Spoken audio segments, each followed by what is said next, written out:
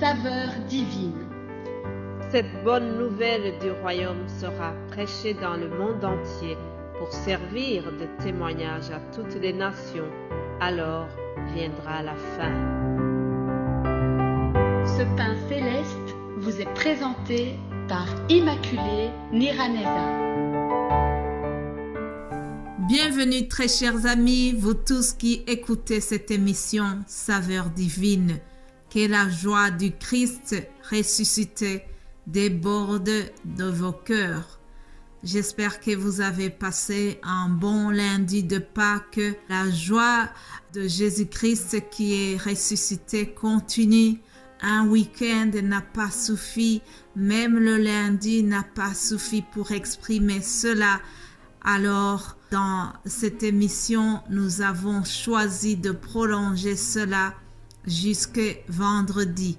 Oui, chers amis, que ce soit dans les groupes sur WhatsApp, que ce soit sur notre chaîne Saveur Divine YouTube, alors nous allons continuer à célébrer la résurrection du Christ.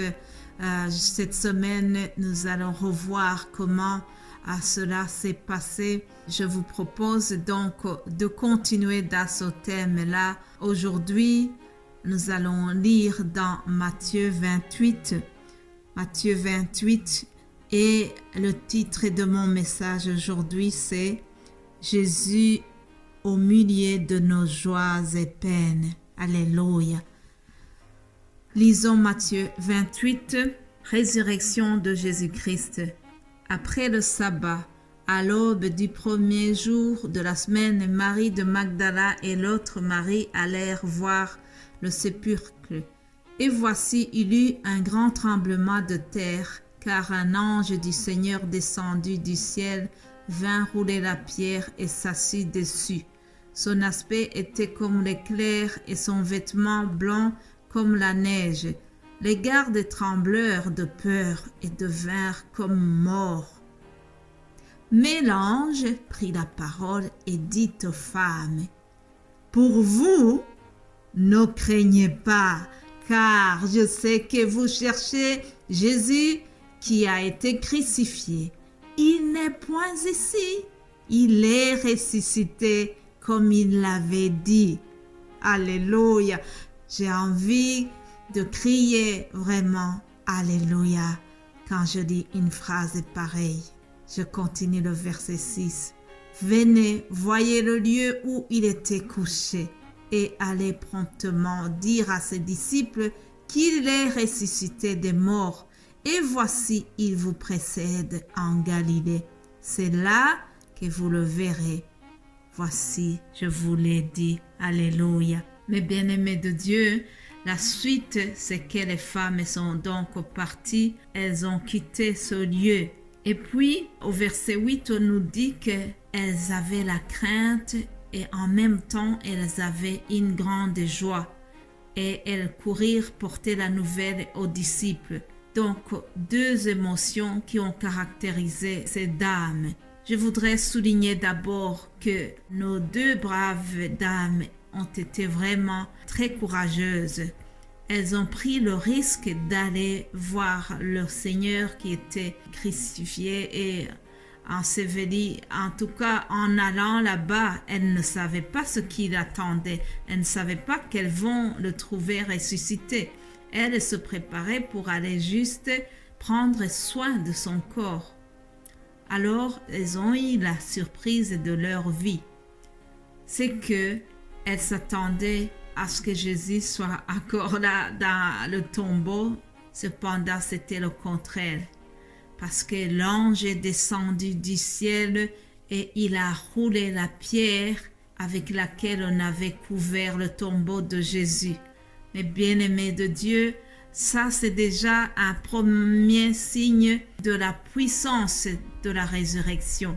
C'est parce qu'on a fait garder le tombeau par les gardes et on a bien fermé son tombeau. Cependant, les gardiens n'ont pas compris ce qui s'est passé. On nous dit qu'ils sont devenus comme morts.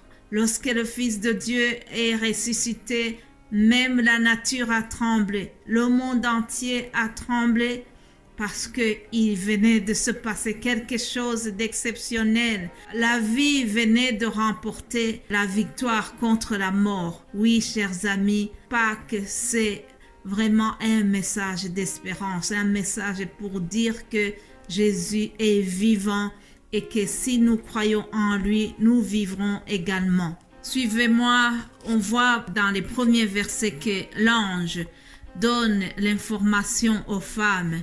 Elle donne l'information concernant la résurrection. Puis le récit continue. Les dames ont quitté le tombeau et sont parties avec la mission d'aller annoncer la bonne nouvelle aux disciples. Mais il se passe quelque chose sur le chemin, c'est que Jésus-Christ lui-même, alléluia, vient à leur rencontre, alléluia. Jésus n'a pas trouvé suffisant qu'elles ont été informées par l'ange. Il a tenu à venir se montrer à elles. Il a voulu les rassurer. Il leur a dit, je vous salue. Et puis, après les avoir saluées, elles se sont approchées et elles ont adoré le Seigneur. Alléluia. Et voilà la suite de la scène, c'est que Jésus-Christ, à son tour, les a rassurés. Il leur a dit, ne craignez pas. Aujourd'hui aussi, Jésus-Christ te dit, ne crains pas. Comme il s'est adressé à ces deux dames, ne craignez pas. Aujourd'hui, Jésus-Christ, au travers ma voix, il veut aussi te dire, ne crains pas. N'aie pas peur du lendemain, chers amis. N'aie pas peur du lendemain, car à chaque jour suffit sa peine. Ne crains pas l'échec, parce que avec l'aide de Jésus-Christ, tu vas réussir. Alléluia. Ne crains pas la maladie, parce que Jésus-Christ a porté nos maladies à la croix et par ses meurtrissures nous sommes guéris. Vraiment, je le crois de tout mon cœur. Ne crains pas l'abandon, car Jésus sera toujours à tes côtés. Alléluia. Oui, mes bien-aimés de Dieu, Jésus-Christ est au milieu de nos peines et de nos joies. Comme ce fut le cas pour ces dames. Elles étaient dans la crainte et en même temps elles avaient la joie. Mais au milieu de tout cela, Jésus est venu se manifester à elles. Alors la suite de ce récit, c'est que les autorités romaines ainsi que les autorités juives n'étaient pas contents de l'événement, n'étaient pas contents de la résurrection. Ah oui, puisqu'ils avaient répandu la nouvelle que ce n'était pas possible, ils avaient pris toutes les mesures possibles pour s'assurer que Jésus-Christ va rester dans le tombeau qui était gardé, bien gardé par les soldats. Alors ça ne les arrangeait pas du tout d'entendre la nouvelle de la résurrection. Tout comme aujourd'hui, il y a des personnes qui ne supportaient pas d'entendre que Jésus-Christ existe, qu'il est ressuscité. Et pourtant, même si ces gens-là, même si ces autorités de l'époque ont payé, ils ont payé aux gardes pour qu'ils puissent répandre une rumeur qui dit que Jésus-Christ n'est pas ressuscité, que c'est plutôt ses disciples qui sont venus dérober son corps pendant la nuit. Ah oui, chers amis, ils ont voulu masquer la vérité de la résurrection. Cependant, on ne peut pas empêcher, on ne peut pas camoufler la vérité, une vérité pareille.